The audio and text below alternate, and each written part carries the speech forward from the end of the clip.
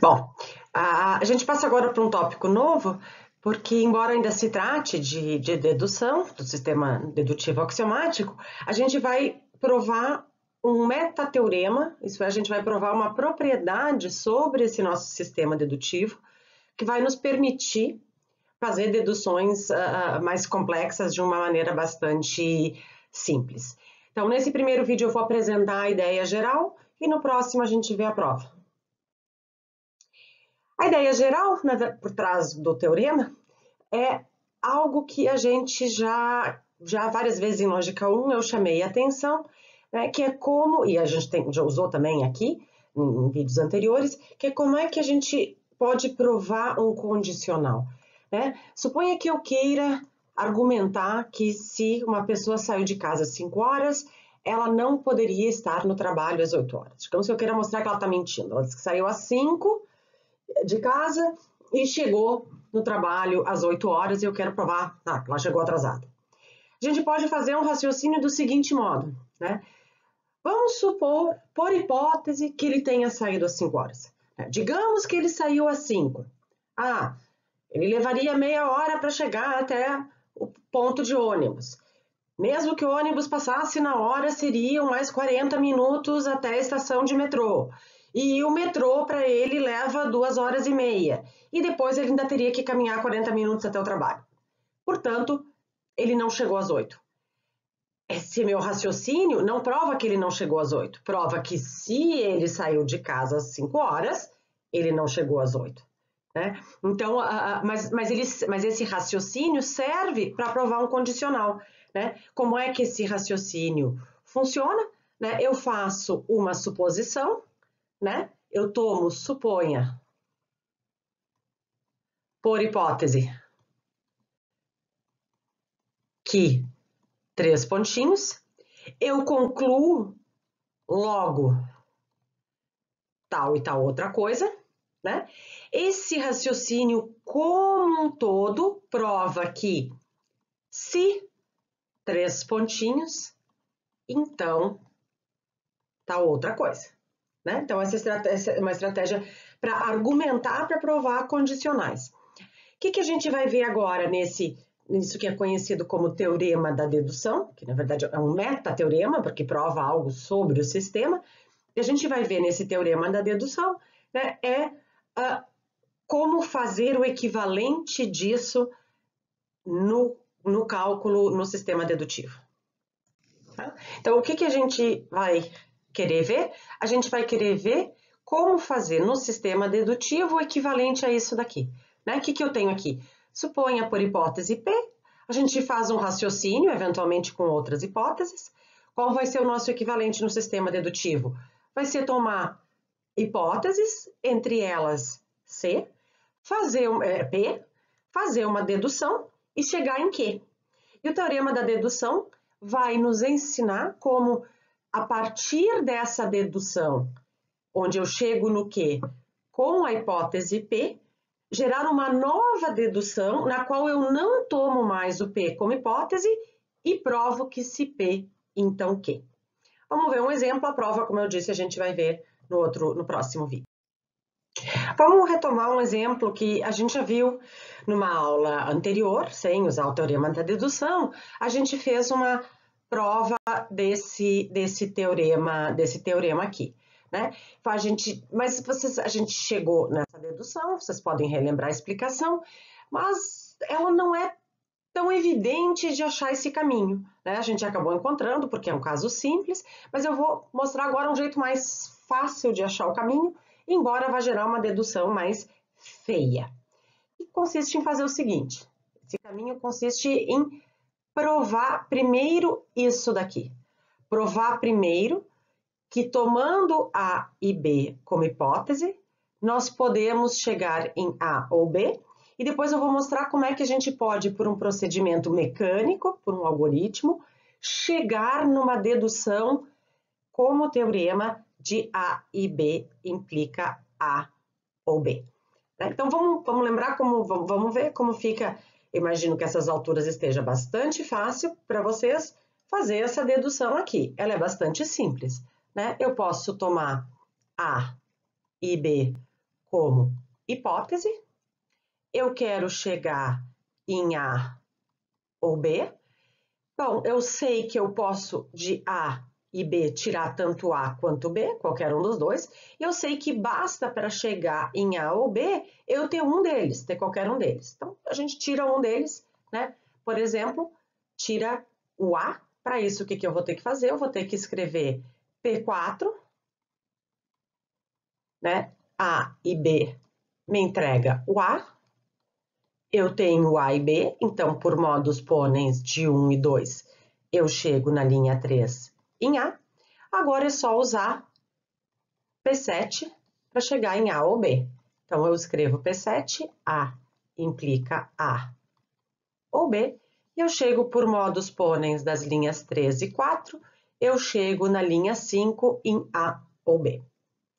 Tá? Agora vamos ver como é que a gente pode usar essa dedução para gerar uma nova dedução, né? Para provar o condicional que eu queria provar, e isso de uma maneira mecânica, para uma receita de bolo. Tá? O que eu tenho aqui? Então, eu tenho a minha dedução, que a gente fez antes, e agora eu vou mostrar como gerar uma nova dedução, na qual isso aqui não é tomado mais como hipótese, e, portanto, nesse caso aqui eu não vou mais ter nenhuma hipótese, isso não é tomado como hipótese, e eu chego no final nessa implicação aqui, que era o que a gente queria provar. E o truque vai consistir em fazer o seguinte: vai ser gerar uma nova dedução, que vai ter um número maior de linhas, e para cada linha dessa dedução auxiliar, digamos assim, vamos chamar essa aqui de auxiliar, para cada linha eu vou obter na minha nova dedução a fórmula dessa linha prefixada por essa hipótese que eu quero eliminar. Então, a gente vai obter uma transformada da linha 1, que vai ser o quê? Vai ser a fórmula da linha 1 prefixada pela hipótese que eu quero não mais ter como hipótese, mas como antecedente do condicional. Depois a gente vai ver como gerar, né, uma transformada da linha 2, a saber, a fórmula da linha 2 prefixada da hipótese que eu quero eliminar. E assim para todas as linhas, inclusive a última linha. Então, eu vou obter a prefixada da última linha, sem tomar essa hipótese que eu tinha tomado na dedução auxiliar. Vamos ver como é que a gente pode fazer isso para cada linha. Bom, para provar que quando a gente tem uma dedução tomando algo como hipótese, a gente pode obter uma dedução onde uma das hipóteses deixa de ser tomada como hipótese e passa a ser antecedente da conclusão da dedução anterior, né? O que a gente vai usar? A gente vai usar certas propriedades do nosso sistema, algumas das quais a gente já tratou explicitamente, outras não. Quais são essas propriedades que a gente vai usar? E que, portanto, têm que ser provadas independentemente do próprio teorema, né? A gente vai usar o fato de que nós podemos provar como teorema, sem usar nenhuma hipótese, nós podemos provar que qualquer fórmula implica a si mesma. Então, nós já provamos isso, né? A gente provou, era meio chatinho de descobrir no início, né? Mas a gente conseguia provar que uma fórmula implica a si mesma. Vocês têm um esqueletinho lá para sempre usar aplicado a qualquer forma. Além disso, a gente vai usar a propriedade da regra da prefixação, que a gente já usou. A gente pode explicitar essa regra do seguinte modo, né? Se eu tenho uma dedução de uma fórmula a partir de um certo conjunto de hipóteses, não importa qual, eu posso, mantendo o mesmo conjunto de hipóteses, sem nenhuma alteração, obter essa fórmula que eu já tinha antes, tendo como antecedente uma coisa qualquer, prefixada para uma coisa qualquer. Tá? Bom, a outra propriedade que a gente vai usar é da regra 2,2, a saber que se eu tiver que uma primeira coisa implica a segunda, e tiver que essa primeira coisa implica que a segunda implica uma terceira, então a primeira implica a terceira. A gente pode tirar, a gente pode deduzir, se eu tenho a partir de um conjunto qualquer essas duas, com o mesmo conjunto eu chego nessa daqui. Basta eu aplicar a regra 2,2. A propriedade seguinte, a gente não tratou explicitamente, né? Mas ela é bastante óbvia, dada a definição que a gente tem de dedução. Eu poderia ter outras definições, mas na lógica clássica a gente tem, vale essa propriedade aqui conhecida como monotonicidade. O que essa propriedade diz? Ela diz, olha, se a partir de um conjunto eu tenho uma dedução de uma certa fórmula, isso prova que essa fórmula é consequência dedutiva de qualquer conjunto que inclua aquele meu primeiro conjunto. Né? O que isso vai ser? Vai ser, por exemplo, o seguinte, a gente tem, fácil, nem vou fazer aqui, a gente tem facilmente uma dedução onde a partir de A e B nós chegamos no A. Essa dedução é também uma prova de que A e B não ser D ou E, digamos, deduz A. Né? Claro, eu tenho hipótese sobrando aqui, mas eu continuo podendo fazer a dedução sem nenhum problema, porque eu vou poder obter disso daqui. Então, essa é a propriedade conhecida como monotonicidade. Se eu deduzo uma fórmula de um conjunto, eu deduzo essa fórmula de qualquer conjunto que tenha esse primeiro como subconjunto. E a segunda propriedade, também bastante óbvia, é conhecida como reflexividade, a saber, que se uma fórmula pertence a um conjunto, ela é dedutível desse conjunto.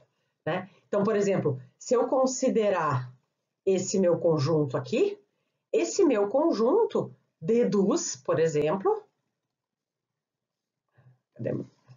deduz A e B. Por quê? Porque eu simplesmente, né? O que é uma prova de que esse conjunto deduz A e B? A minha prova é simplesmente isso aqui. Essa dedução em uma linha, por isso que a gente não fez, porque isso é muito óbvio, né? Mas aqui é importante destacar que a gente pode fazer, né? O que a gente tem? Isso aqui é uma prova do quê? É uma prova de que A e B deduz A e B, né? A gente não vai fazer porque é óbvio, mas vale que toda fórmula é consequência lógica de si mesma, a gente vai usar isso. E a última propriedade que vai usar, a gente também já viu várias vezes, é simplesmente a propriedade de modus ponens, né? A saber, se a partir de um certo conjunto eu chego numa fórmula, então, se eu tiver esse conjunto e o antecedente, eu tenho o consequente, eu posso destacar o consequente. Vamos ver agora, então, como, utilizando essas propriedades aqui, a gente consegue transformar nossa dedução auxiliar em uma dedução com uma hipótese a menos, mas tendo como conclusão, né, a conclusão anterior que eu tinha, precedida da hipótese eliminada. Vamos ver no nosso exemplo. Bom, e como eu disse, qual é o truque que a gente vai fazer? O truque que a gente vai fazer é ver como usar essa dedução aqui como guia, né? E usando essa dedução como guia, obter cada uma dessas fórmulas aqui, antecedida pela hipótese que eu quero eliminar, e sem tomar ela como hipótese. Claro, é fácil obter essas aqui precedidas, bastaria aplicar a regra 1.1. Mas o que a gente quer é obter cada uma dessas fórmulas precedida disso aqui, sem tomar isso daqui como hipótese e sem tomar mais nada adicionalmente como hipótese. Tá?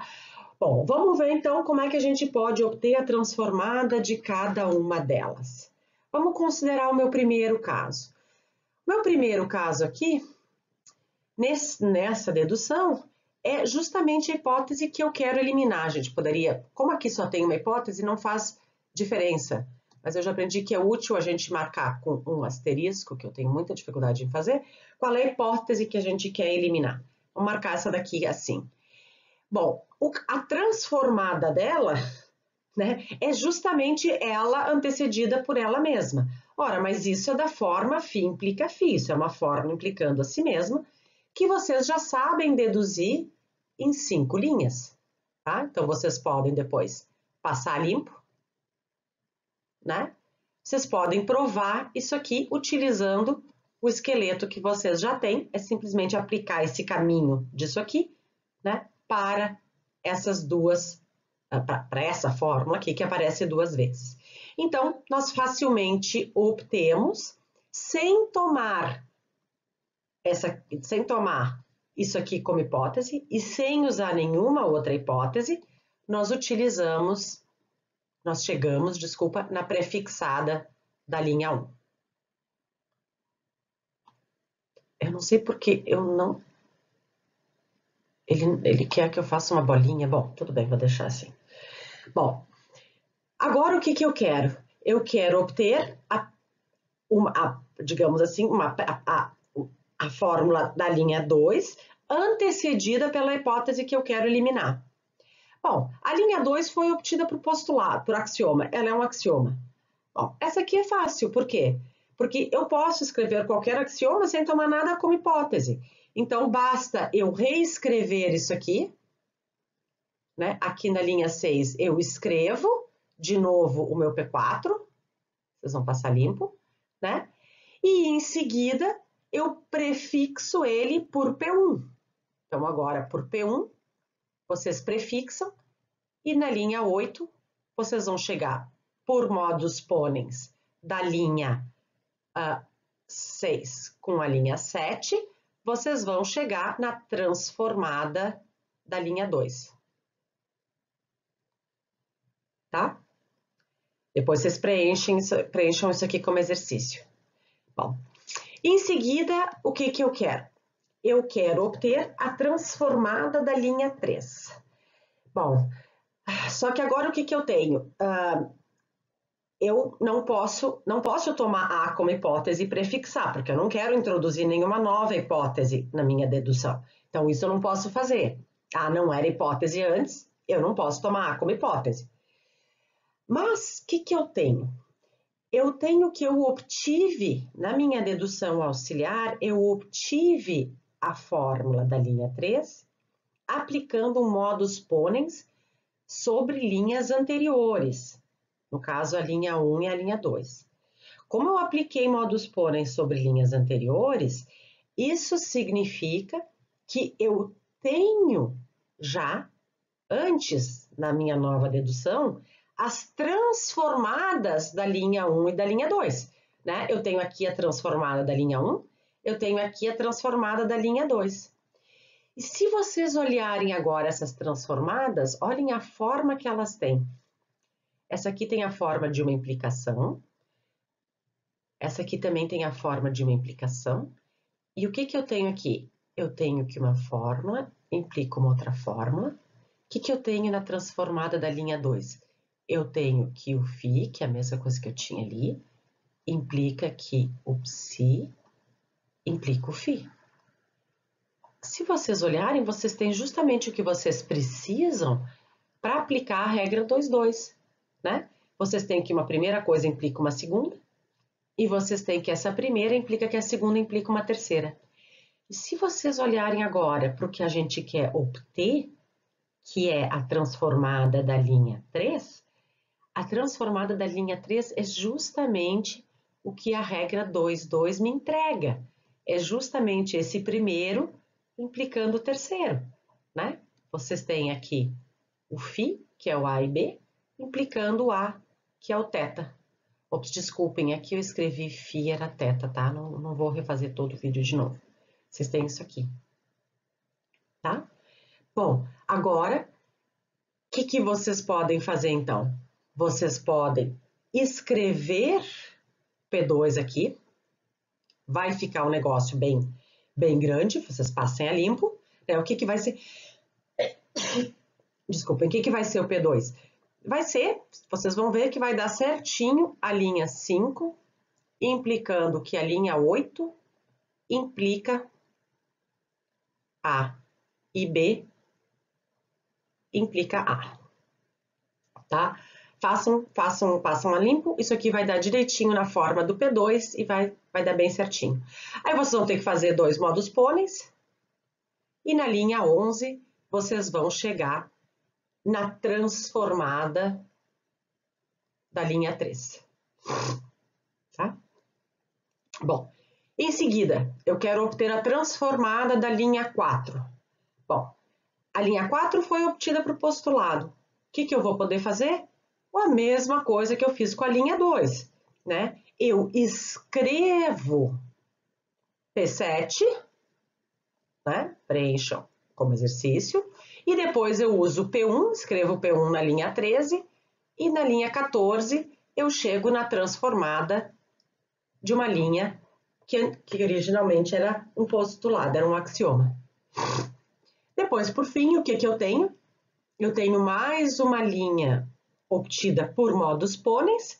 Isso significa que eu já tenho a transformada das linhas anteriores, né? Vocês vão ver que eu tenho na transformada da linha 3 e na transformada da linha 4, o que eu tenho? Eu tenho algo que se encaixa de novo para usar a regra 2,2. Eu tenho que isso aqui implica isso aqui implica que isso aqui implica isso aqui, e como final da minha forma 2,2, vai me dar que isso aqui implica isso aqui, que é justamente a transformada da linha 5. Então, aqui vocês vão ter que fazer o quê? Vão ter que, de novo, escrever P2, e depois fazer 2 modus ponens, vocês vão chegar na linha 17, na dedução disso daqui. Vocês podem ver que ela é uma dedução muito mais longa do que a dedução a qual a gente tinha chegado, né, originalmente. Então, as deduções que a gente obtém por teorema da dedução, se elas são feitas, todas elas, e vocês vão ter que fazer alguns casos como treino, né, elas ficam feias, elas têm um monte de coisa sobrando. Quando vocês passarem a limpo, vocês vão ver que tem muita coisa aqui, mas eu não precisava de tanta linha para obter isso. Qual é a vantagem do sistema que a gente está estudando? É que ele é mecânico, ele é um algoritmo, eu não tenho que ficar descobrindo o caminho. Eu reduzo o meu problema a descobrir o caminho dessa daqui. Depois é mecânico. E justamente porque é mecânico, depois que a gente tiver treinado, a gente não faz mais. A gente simplesmente faz a dedução auxiliar e diz, por teorema da dedução, tal coisa. Tá? Vamos ver ainda mais um exemplo. Vamos ver um exemplo rapidamente de algo que eu queira provar, né? Tomando como hipótese, tendo já outras hipóteses. Agora o que eu quero provar não é um teorema. O que eu quero provar é uma consequência dedutiva, mas é uma consequência dedutiva que tem por conclusão, uma implicação. O que a gente vai poder fazer? A gente vai poder usar o teorema da dedução para fazer o seguinte. Diz, primeiro eu provo que B implica C e B deduz C ou D, tá? É isso aqui que eu provo isso aqui e depois eu poderia dizer, simplesmente tendo provado isso aqui, a gente conclui por teorema da dedução isso aqui. Vamos fazer mais esse exemplo em conjunto, né? Porque aqui vai ter mais um caso. O que eu tenho? Eu tenho que eu posso tomar como hipótese B implica C, nessa auxiliar. Nessa auxiliar eu posso tomar como hipótese B. Bom, agora, o que eu faço? Eu aplico um modus ponens sobre 2 e 1. E agora, por que faço um parênteses para dizer por que eu insisto para colocar sempre o antecedente primeiro? Porque vocês vão saber que a transformada desse aqui vai ser o primeiro antecedente lá quando vocês aplicarem P2. E o segundo vai ser a transformada da linha 1, tá? Depois eu vou chamar atenção para isso de novo e fazendo exercícios vocês vão se dar conta. Bom, o que eu obtenho agora, então? O que eu obtenho aqui? Eu obtenho C. Bom, agora para passar para C ou D, eu vou usar P7. Então, eu vou ter que escrever P7. Eu vou ter que C implica C ou D. E agora eu aplico modus ponens sobre 3 e 4 e eu obtenho 5 C ou D. Depois que vocês tiverem treinado bastante fazer o teorema da dedução, vocês podem parar de fazer a transformada, como eu fiz antes e vou fazer agora, Tá? Por quê? Porque depois que a gente provou o teorema da dedução, por enquanto a gente ainda não provou. A gente provou que deu certo até aqui, e vocês já estão percebendo que vai dar certo sempre, mas a prova ainda não foi feita. Mas uma vez provado o teorema da dedução, a gente passa simplesmente a dizer, fazer algo como isso aqui. Por TD, né, eu tenho que B implica C, deduz B implica C ou D. Tá? Mas vamos fazer mais essa transformada aqui. Mas eu vou passar limpo isso aqui primeiro. Bom, então, aqui a gente tem a dedução que a gente tinha e agora a gente quer obter as transformadas. Aqui a gente tem um caso diferente. A gente, né, diferente do caso anterior, eu tenho o que eu quero chegar é nisso aqui que tem hipóteses. Então, tem uma hipótese que eu posso manter. Por isso que é bom marcar qual é que eu quero eliminar, é a B. Então, o que eu quero obter é as transformadas dessas fórmulas aqui, prefixadas por isso daqui, pelo B. Esse aqui pode continuar como hipótese sem nenhum problema. Bom, agora, vamos lá. Eu quero obter a transformada da linha 1. O que é a transformada da linha 1? É a linha 1, né? É a fórmula da linha 1, antecedida pela hipótese que eu quero eliminar, que é o B. Bom, como é que a gente vai poder obter isso? Bom, lembrem que eu disse, essa aqui é uma hipótese que eu posso manter. Então, o que eu posso fazer? Eu tomo ela como hipótese e prefixo, né? Então, a gente pode, na minha linha 1 aqui, eu tomo B como hipótese. Na linha 2, eu uso P1, preencham a lacuna, né? E depois, por modus ponens da linha 1 com a linha 2, nós chegamos na linha 3, na transformada da linha 1. Tá? Depois, o que a gente quer obter em seguida? A transformada da linha 2, cuja fórmula é a hipótese que eu quero eliminar. Então, essa eu não posso mais tomar como hipótese. No entanto, o que eu quero obter? O que eu quero obter é essa fórmula antecedida dela mesma. Mas aí basta a gente, em 5 linhas, né?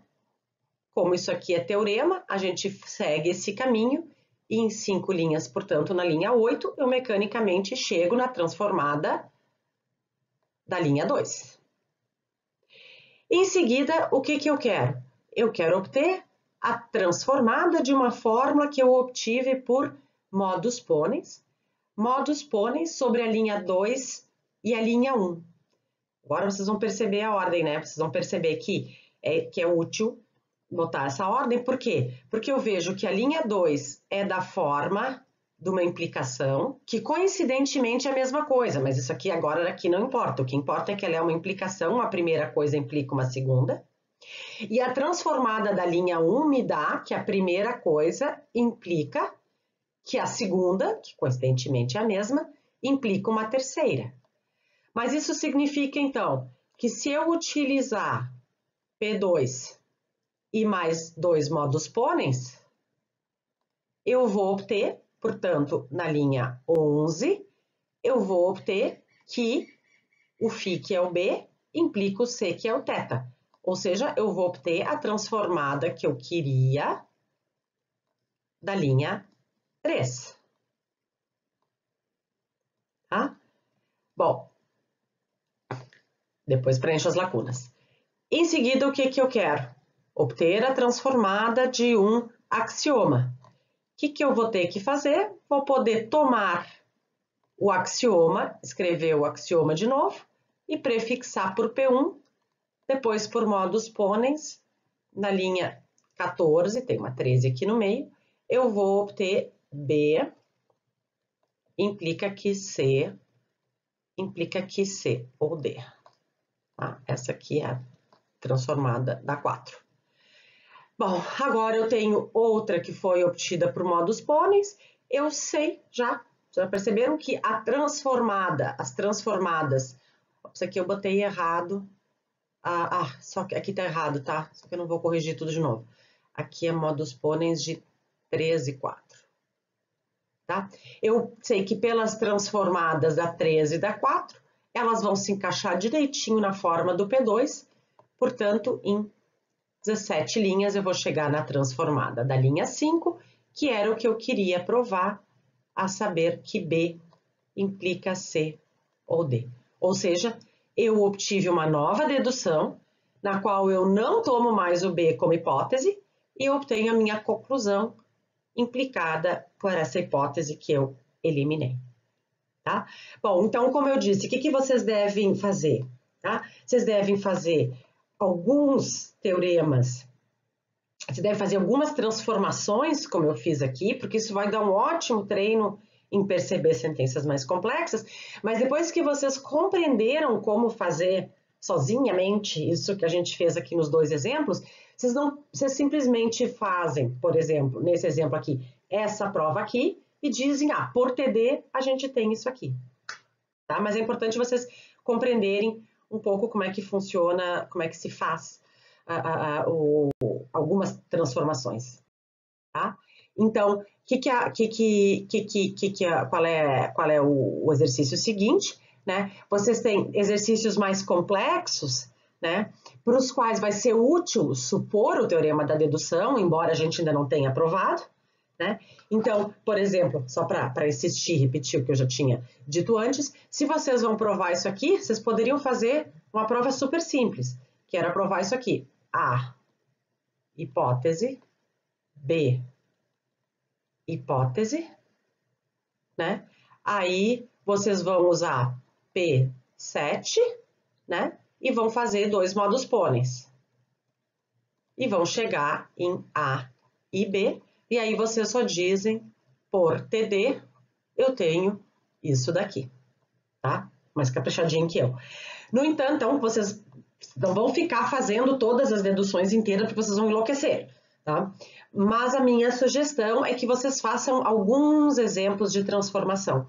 Isso vai ajudar vocês a compreender a prova que vocês vão ver no próximo vídeo, tá? E vai ajudar vocês, em geral, a treinar o reconhecimento de estruturas de dedução. Tá? É bastante risquinho no papel para jogar fora, mas vale a pena. Então, até o próximo vídeo, até a próxima e depois a aula síncrona.